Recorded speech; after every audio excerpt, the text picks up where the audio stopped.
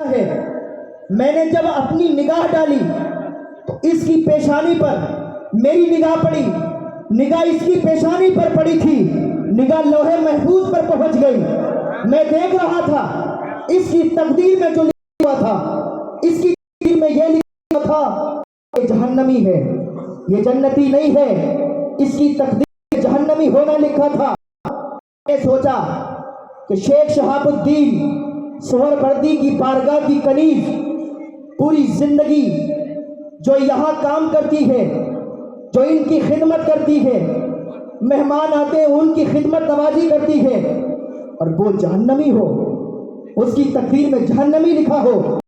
میں ادھر ڈالی، لوہے میں پر نگاہ پڑی، میں نے ادھر تقدیر دھلنا شروع کیا، ادھر پانی گر رہا تھا، ادھر تقدیر دھل رہی، یہاں تک کہ تقدیر دھل گئی، تقدیر مٹ گئی، اب یہ جہنمی نہیں بچی ہے، اب یہ جنتی ہو گئی ہے۔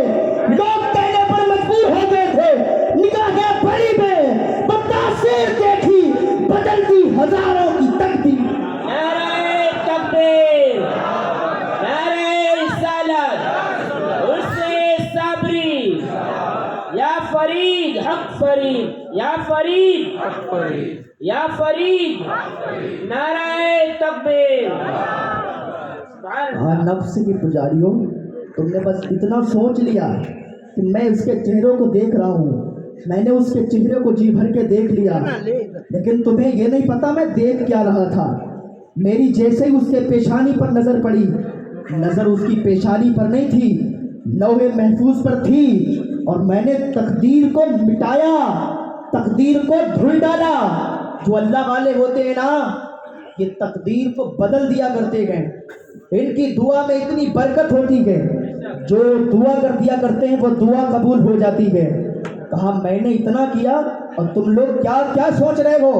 شیخ شہاب الدین ابھی تک خاموش تھے، کھڑے ہو گئے، کہنے لگے بابا فرید تمہاری یہاں کوئی ضرورت نہیں ہے۔ کہنے لگے کیا بات ہوئی؟ کہ اس لیے کہ مرید بننے سے پہلے جس کے مرتبے کا یہ عالم ہے، نظر لوح محفوظ پر پہنچتی ہے، مرید بننے کے بعد اس کے مرتبے کا عالم کیا ہوگا؟ تو مرید بننے کے بعد اس کے مرتبے کا عالم کیا ہوگا؟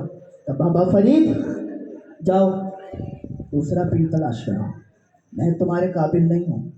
بابا فرید نے کہا ٹھیک ہے حضور، سلام کیا، واپس لوٹے، واپس آ گئے۔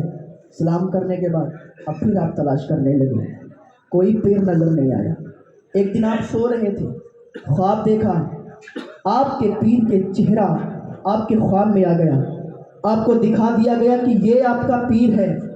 جب خواب میں دیکھا بابا فرید نے کہ چہرہ دیکھ لیا پیر کا، اور چہرہ کون تھا؟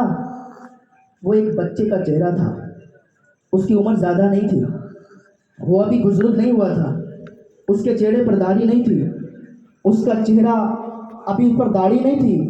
بابا فرید ڈھونڈنے کے لیے نکل گئے، دلی کی گلیوں میں ڈھونڈ رہے گئے، دلی کی گلیوں میں بابا فرید اپنے پیر کا چہرہ ڈھونڈ رہے گئے کہ خواب میں جو چہرہ دیکھا تھا وہ چہرہ کہاں ملے گا؟ کہیں نظر نہیں آیا، کہیں نظر نہیں آیا۔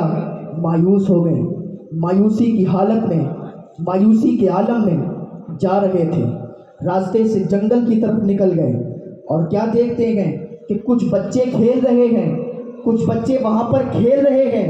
انہوں نے دیکھا انہی بچوں کے بیچ میں، انہی بچوں کے درمیان ان کے پیر کا چہرہ انہیں نظر آیا، انہی بچوں میں کھیلتا ہوا وہ ایک بچہ انہیں نظر آیا۔ انہوں نے دیکھا کہ یہ میرا پیر بنے گا، اس کی تو داڑھی بھی نہیں ہے، اس کی تو عمر بھی نہیں ہے۔ دیکھنے والے نے پہچان لیا وہ بچہ کوئی عام بچہ نہیں تھا، وہی بچہ جو خواجہ غریب نواز کا خلیفہ دلی کی سرزمین پر بیٹھا تو پوری دلی اس کے کنٹرول میں آ گئی۔ اس بچے کا نام کوئی عام نہیں ہے، دنیا اسے بختیار کاکی کے نام سے جانتی ہے۔ وہ بختیار کاکی رضی اللہ تعالیٰ عنہ دلی کی سرزمین پر بیٹھے، اور دلی کی گلیوں میں آپ بابا فرید نے جب دیکھا کہ یہ بچہ ہے، اس کی تو داڑھی بھی نہیں ہے، اس کے تو بال بھی سفید نہیں ہیں، اس کی تو عمر بھی نہیں ہے, یہ میرا پیر بنے گا. انہوں نے دیکھ لیا, بختیار کاکی نے پہچان لیا کہ یہ کوئی عام انسان نہیں ہے, یہ کوئی عام بندہ نہیں ہے, یہ کوئی عام ولی نہیں ہے, یہ ہیرا ہے ہیرا. آپ اپنے حجرے میں گئے. حجرے میں جانے کے بعد کچھ دیر کے بعد جب واپس آئے تو قسم خدا کی ان کی داڑھی بھی موجود تھی, ان کی عمر بھی زیادہ ہو چکی تھی. پھر کیا ہوا, بابا فرید مرید ہوئے. مرید ہونے کے بعد اور پھر وہیں پر آپ